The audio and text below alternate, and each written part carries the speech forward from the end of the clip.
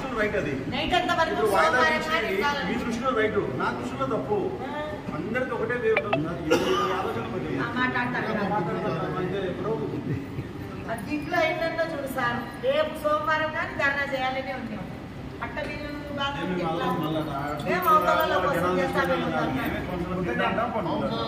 మనుషులు వచ్చాక వద్దు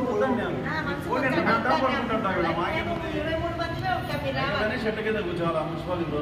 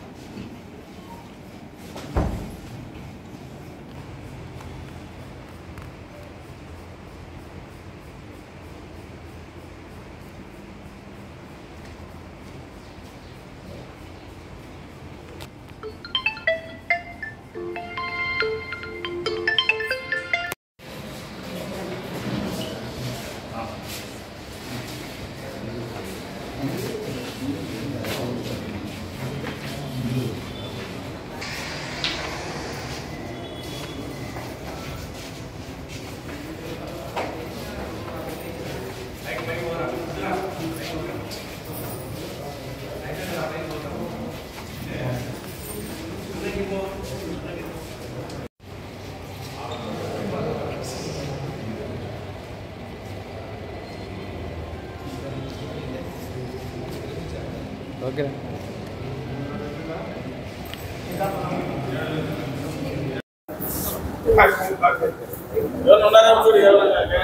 నాకు కూడా కూర్చున్నాము.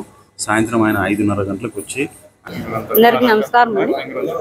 ఈరోజు అత్యవసరమైన సమావేశము నిర్వహించుకున్నాం. కానీ కమిషనర్ గారు రాని వల్ల ఇప్పుడు వచ్చినారు కమిషనర్ గారు. మేము ధర్నా చేసినాం పొద్దుటాంచి, కమిషనర్ రాలేదని. 5:30కు వచ్చినారు కమిషనర్ గారు. మమ్మను బతిమలాడుకొని మాకు తప్పు ఇట్లా జరగదు, మేము సోమవారము పెడతాము అని చెప్తున్నాడు కమిషనర్. అందువల్ల మేము కూడా నిర్ణయించుకున్నాం, సోమవారం సాయంత్రం 4 గంటలకు మళ్ళీ అత్యవసర సమావేశం నిర్వహిస్తాము. అప్పుడు కౌన్సిలర్లు అందరు వస్తారు, అధికారులు అందరు ఉంటారు. ఇదే అజెండాను, ఇంకా వేరేటి ఏమి ఉండదు. ఇదే అజెండాతో మేము కొనసాగిస్తాం సమావేశం. ఈరోజు అత్యవసర సమావేశం జరగాల్సిన సమావేశాన్ని కొన్ని అనివార్య కారణాల వల్ల కమిషనర్ గారు రాని ఎడల అది వాయిదా వేసి మేము ధర్నా కూడా కూర్చోవడం జరిగింది.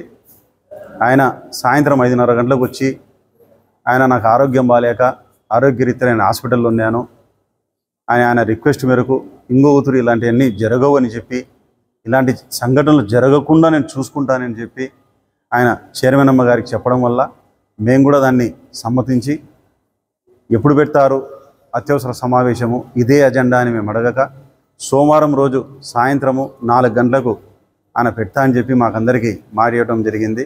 మేము దాన్ని అంగీకరించి ఈ ధర్నాను విరమించుకోవడం జరిగింది. ఇంకొకరి ఇలాంటివన్నీ జరగకుండా ఆయన చూసుకుంటాను, అందరినీ కలుపుకోలుగా నేను ఉంటానని చెప్పి ఆయన మాట ఇవ్వడం జరిగింది. దాన్ని మేము కూడా సమ్మతించాము.